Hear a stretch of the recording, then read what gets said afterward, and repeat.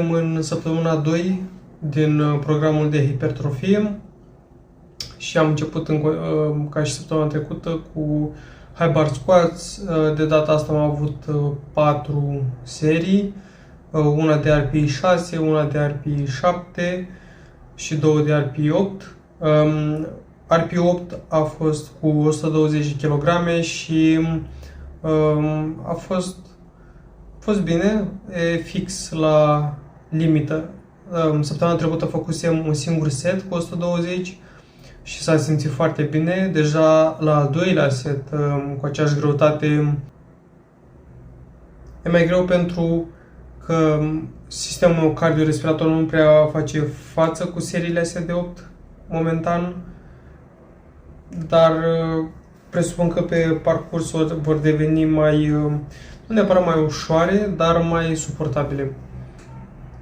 Săptămâna viitoare voi adăuga încă o serie și nu știu sigur dacă și săptămâna cealaltă, dar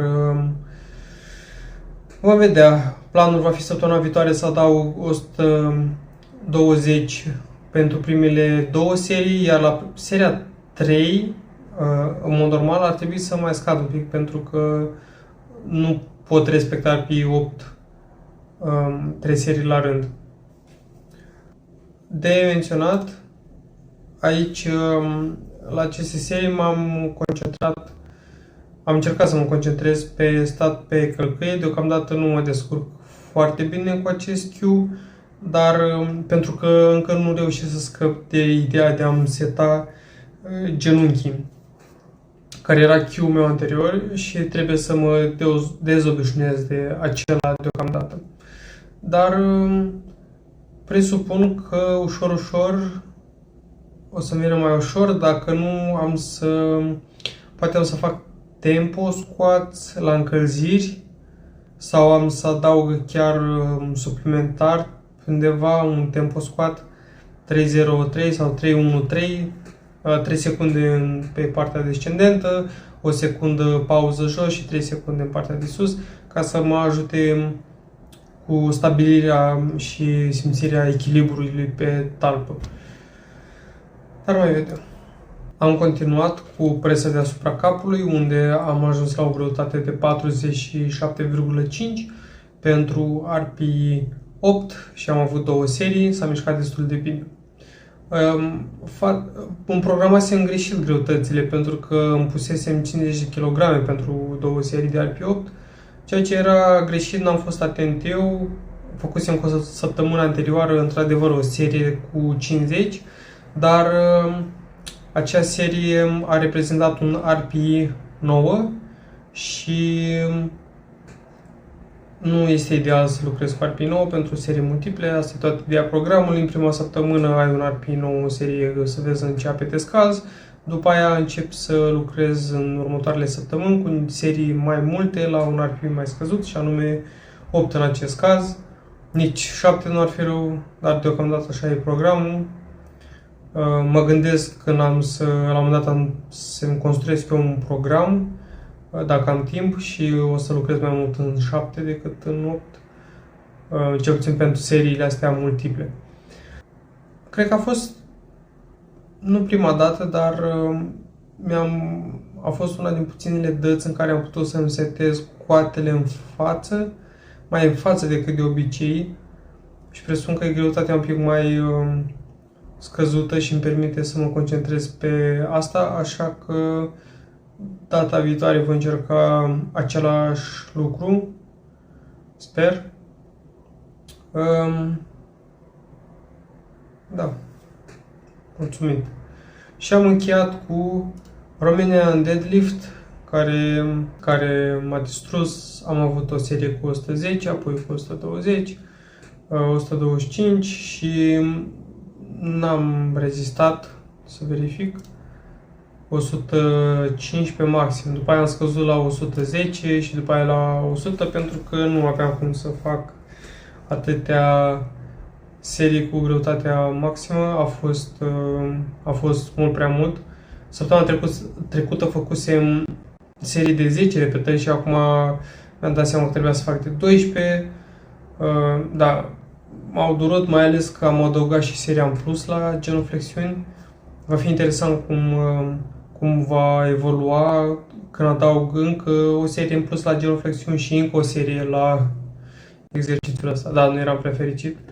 În cea de-a doua zi de antrenament, totul a mers cum am programat. Aici am avut două serii RP8 cu 83 de kilograme, pe lângă celelalte două serii anterioare de RP6 și 7. Și da, adică totul a mers corespunzător și în continuare îmi doresc acel 90 pentru 8 repetări aici. Cred că este făcubil, dar vom trăi și vom vedea. Iar apoi am făcut niște serii de hip belt squat pe care nu le-am mai filmat, dar mi-am pus o notiță acolo să adaug mai multă greutate pentru că ar fi cazul. Nu este singurul exercițiu de picioare în acea zi și ar trebui să împing un pic mai tare la el. Mai ales că vineri am doar un singur exercițiu pentru trenul inferior și anume îndreptări. Și pentru puținele exerciții ar trebui să împing un pic mai tare. Iar în final am terminat cu împins cu gantere din plan drept.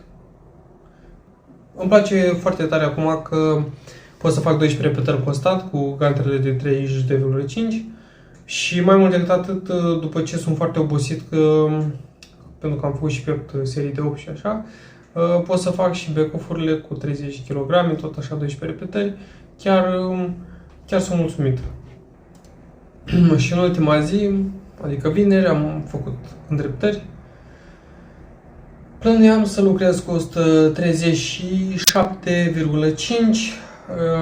și mi-am dat seama că e cam ușurică, am urcat la 143 și sunt mulțumit deocamdată de progres. Am folosit, de data asta, săptămâna trecută folosisem Adidas și de genuflexiuni, mă rog, cu toc, și acum am folosit slippery, dar sincer nu am simțit vreo diferență și cred că voi folosi Adidas și pentru următoarele ședințe. Nu mă încălzește cu nimic că am slippery și asta. Nu. La convențional simt mai tare decât aici. Așa că oricum nu are rost, nici nu vreau să... Nu cred că are vreo importanță în hipertrofie dacă adaug 5 kg din cauza Adidas-ilor sau nu pentru stimul muscular. Așa că sunt ok în a lucra cu Adidas. Ulterior am trecut la close grip, bench press și aici am lucrat cu 73 din nou pentru serii de 10 de data aceasta. Și da, din nou, usual, fac repetări, peste repetări și ne rugăm să iasă ceva. Dar nu am filmat după, am avut împins la înclinat și cu siguranță este afectat de faptul că fac close grip înainte, ceea ce este perfect normal, presupun, mai ales că la mine incline are un grip asemănător cu close grip, dacă merg mai îndepărtat cu mâinile pe bară, atunci simt că nu mai am forță să împing. Și da, fiind o mișcare asemănătoare, a fost adică este mai afectat decât de obicei. Am făcut cu 60 kg, am reușit să fac doar 11 repetări și sunt curios că o săptămână înainte câte repetări făcusem, pentru că știu că nici atunci nu am reușit să fac prea multe. Tot 11 am făcut. Deci, cumva, obiectivul aici este pe măsură ce cresc numărul de serii împins la close grip, să pot să mențin cumva 60 ăsta pentru 11, poate chiar să și crească, să vedem, pentru că dacă mă uit aici, am avut o serie deja, am pus la close grip și totuși am reușit să mențin în greutățile de săptămâna trecută. Aici chiar văd că este un 9 și mi-am amintesc că eram sigur că mai puteam să fac una, dar ar fi fost reală de pe lume și am preferat să mă opresc la 11. Vom vedea.